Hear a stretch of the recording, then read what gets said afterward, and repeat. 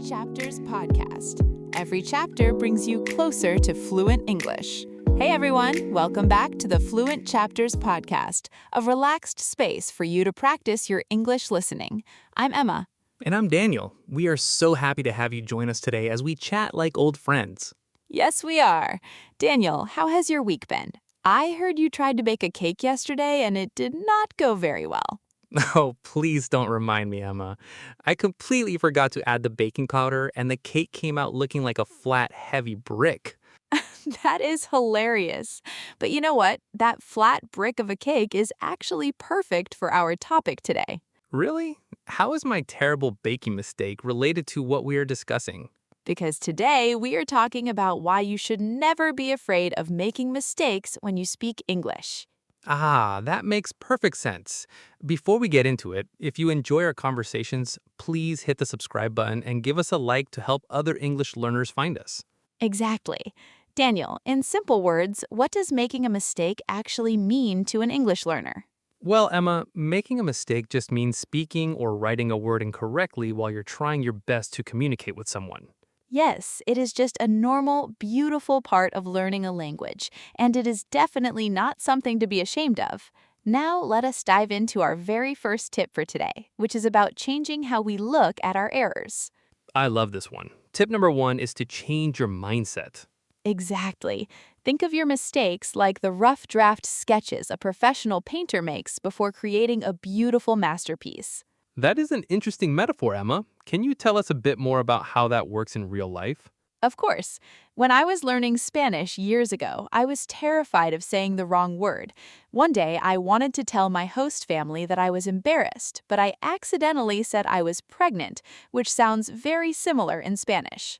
Oh no, that must have been incredibly shocking and funny for them. It was! They all stopped eating and looked at me with wide eyes, but once we realized what I actually meant, we laughed so hard. That is the perfect example. Those messy, funny drafts are exactly what lead to the final, beautiful painting of fluency. Yes, so the takeaway here is that every wrong word is just a necessary pencil line on your way to a masterpiece. Let us move on to our second piece of advice for dealing with mistakes. Yes, tip number 2 is to view errors as stepping stones rather than heavy walls. That sounds very powerful, Daniel. Can you explain that metaphor for us? Think of mistakes like small stepping stones in a shallow river. Each step might feel a little wet or unstable, but they are the only way to cross to the other side. That is a lovely way to picture it. Do you have a story about using stepping stones in your own learning journey? I do. When I first moved abroad, I had to order food at a local market every single morning. I constantly got the names of the vegetables wrong, and the sellers would often correct me with a smile.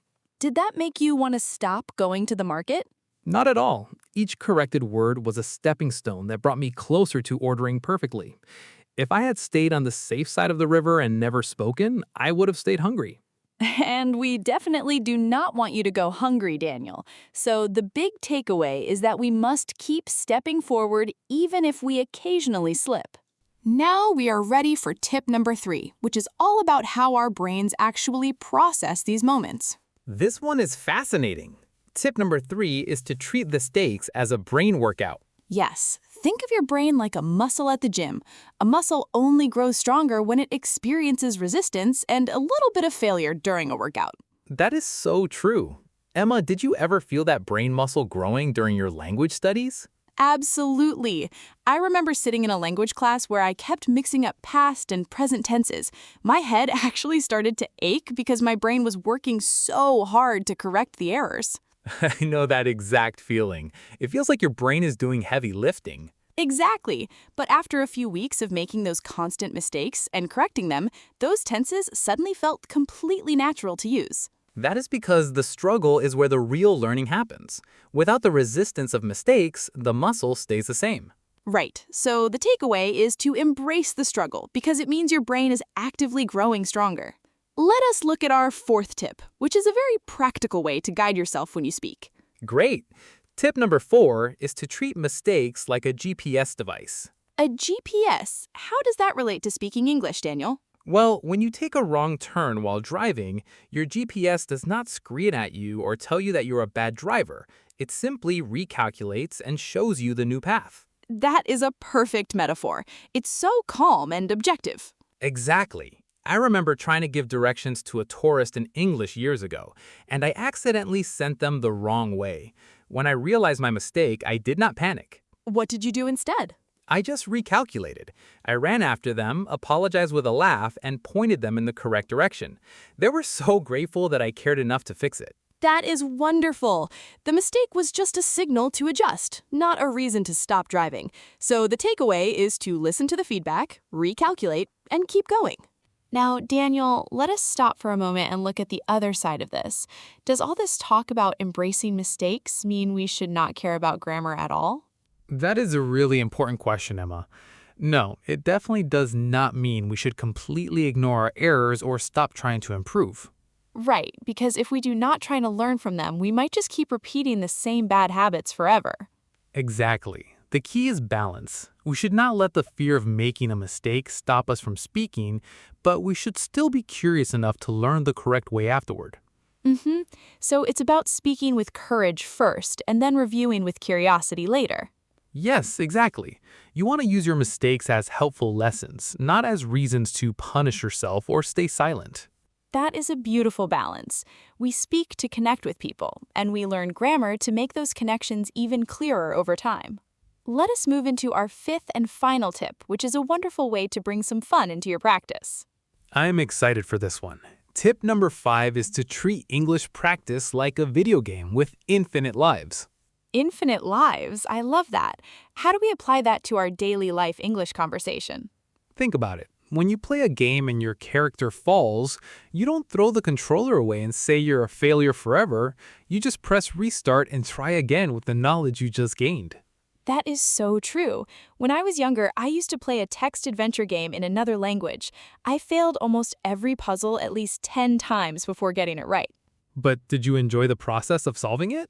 Yes, each failure was just a tiny lesson on what not to do next time. It made the final victory feel so rewarding. Exactly. In real life, speaking English has no real game over screen. You can always restart the conversation or try a new phrase. So the takeaway is to play the game of language learning with a light heart, knowing you have infinite lives to get it right. Daniel, I think one big reason people fear mistakes is what scientists call the spotlight effect. Oh, the spotlight effect. Can you explain what that is for our listeners? It is the feeling that everyone is watching us and judging every single tiny mistake we make, like a giant spotlight is shining directly on our errors. Wow, that is a very real feeling. I think we have all felt that spotlight when speaking a new language. Yes, but the truth is that most people are not actually focusing on our mistakes. They are just trying to understand our message and connect with us. That is so reassuring. In reality, people are usually thinking about what they are going to say next, or they are just happy to talk to you. Exactly. The spotlight is mostly just in our own minds. So we can comfortably turn off that imaginary spotlight and just enjoy the conversation without pressure. Let us quickly recap our main tips from today's episode so you can easily remember them. First, remember that mistakes are just rough draft sketches of your future masterpiece. Encouraging. Second, treat errors as stepping stones to help you cross the river of learning. Third, see the struggle as a valuable workout for your growing brain muscle. Playful. Fourth, use your mistakes like a GPS to calmly recalculate your path. Exciting. And fifth, play the language game knowing you have infinite lives to succeed. Warm. Now it is time for our signature word tour, where we highlight some useful words and phrases we use today. Curious. Our first word is masterpiece. Emma, how would you define that simply? Thoughtful. A masterpiece is an extremely beautiful and high-quality piece of work, like a famous painting. Calm. An example sentence would be, she worked on her project for months until it became a true masterpiece. Reassuring. And another example is, do not expect your first conversation to be a masterpiece. Just speak. Excellent. Our second phrase is stepping stones. This refers to a series of safe places to step when crossing a wet path or events to help you make progress. Calm. For example, every small job you take is a stepping stone toward your dream career. Encouraging. And think of grammar mistakes as stepping stones to perfect pronunciation. Playful. Our third phrase is spotlight effect, which is the psychological belief that everyone is constantly noticing things about you. Thoughtful. An example is, because of the spotlight effect, I thought everyone noticed my stained shirt, but nobody did. Encouraging. And overcoming the spotlight effect will help you speak English much more freely. Exciting. Our fourth term is recalculating, which means finding a new direction or plan when something goes wrong. Calm. For example, the app is recalculating the route because of the heavy traffic ahead. Reassuring. And when you forget a word, just stop, start recalculating, and use simpler words. Warm. Our fifth phrase is our special coined phrase for today, infinite lives. This means having endless chances to try something again without permanent failure. Playful. An example is, don't worry about making mistakes in English class. You have infinite lives here. Encouraging. And approach every conversation as if you have infinite lives and you will never feel nervous. Exciting. And our last word is to mess up, which is an informal way to say you made a mistake or did something badly. Calm. For example, it is completely fine to mess up a few words when you're practicing. Reassuring. And I really messed up my baking attempt, but I learned a valuable lesson.